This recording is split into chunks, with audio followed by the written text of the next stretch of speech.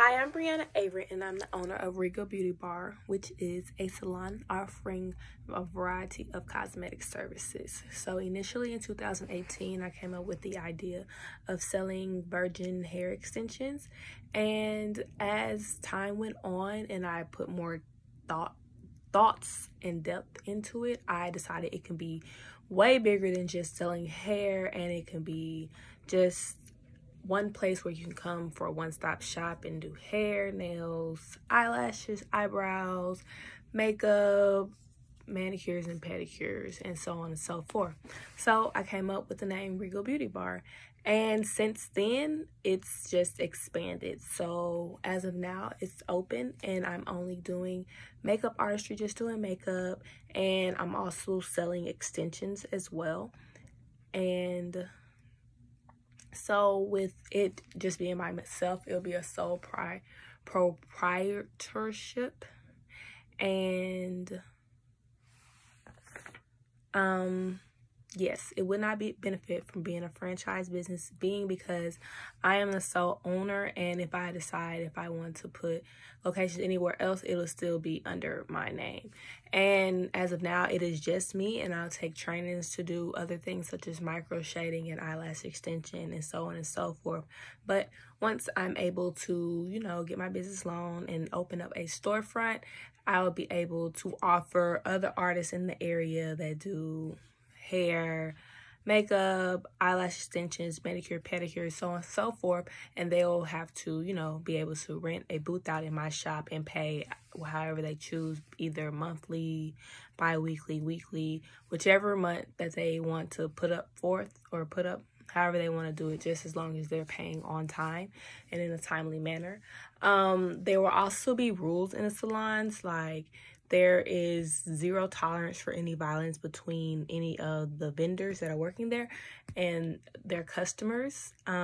If we have any violence, then that customer will be forbidden to come back, and then I will give the vendor, the one who's actually, performing the work, I'll give them like a 2-strike, 2 chances, and if they strike out on both chances, then they will be no longer allowed to work there. So like I said, I don't think my business will be beneficial for either me as a franchise, seeing as I'm going to be owning it and working inside of it. As it gets bigger and more locations open up, I just will only need a manager, a store manager, and not somebody trying to buy into the business. Investments are always welcome, but as far as a franchise, I don't think my business would benefit from that. For my SWOT analysis, my strengths would consist of getting ahead of the trend. So right now, microblading is becoming very popular, but in the Dallas location, especially the North Dallas area, it's not as popular. So I will try to get ahead of that and be one of the first ones to actually do it in my community. And being that, I know people don't want to pay like top dollar for it, but I also will have to set my price so that I'll be able to profit off of it, because the service is a service that lasts 1 to 3 years, and pretty much you're tattooing hairs in your eyebrow area. If you have very thin or faded eyebrows, this would be perfect for you. So yeah, that'll be my strength. I'll be able to get ahead of the trend and be able to, somebody can come and one day get their makeup, eyebrows, and eyelashes done once I get my proper training for the microblading and the eyelash extension. The weakness would be setting my costs. Like I said, I don't want to try to be too expensive especially for the area I'm working in, which is the North Dallas area. But I also don't want to sell myself short and try to undercut my prices just to please the people around me, because you're paying for quality work, and since the work can last up to 3 years, I feel like you should want to pay like a nice price for it, because what you pay is what you get out of it, pretty much. And also finding the perfect location. I stay in North Dallas, and North Dallas is pretty big.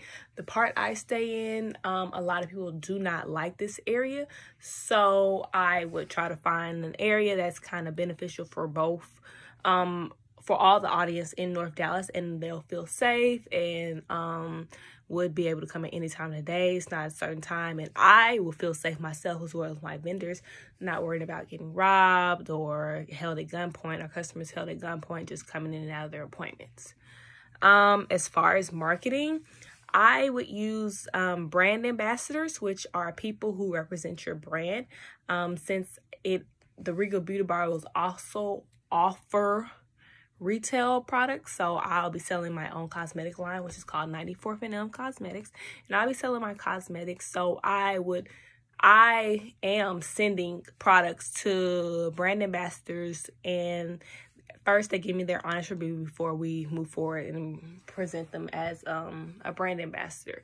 And then once that happens, they will just promote my product every week, and they'll get a code, and their followers will be able to use their code to get money off or free shipping or something in return for them promoting my product, and they'll get free products, so they wouldn't have to pay for lipsticks or eyelashes or so on and so forth, because as I grow and Regal Beauty Bar grows, so will 94th and M Cosmetics, and I'll be able to start putting in more products as we go. But as of now, it's just lip gloss and eyelashes. I will also use word of mouth. Even before I started doing makeup, people, my friends at least, were just, suggesting me and recommending me to people that they know to come to get their makeup done. So that's always a good thing, word of mouth. And just by promoting myself on social media, people who I'm just friends with on social media have already recommended their friends and family to come to me for my makeup services. So just word of mouth is going to be the #1 source of advertisement. Then lastly, social media ads.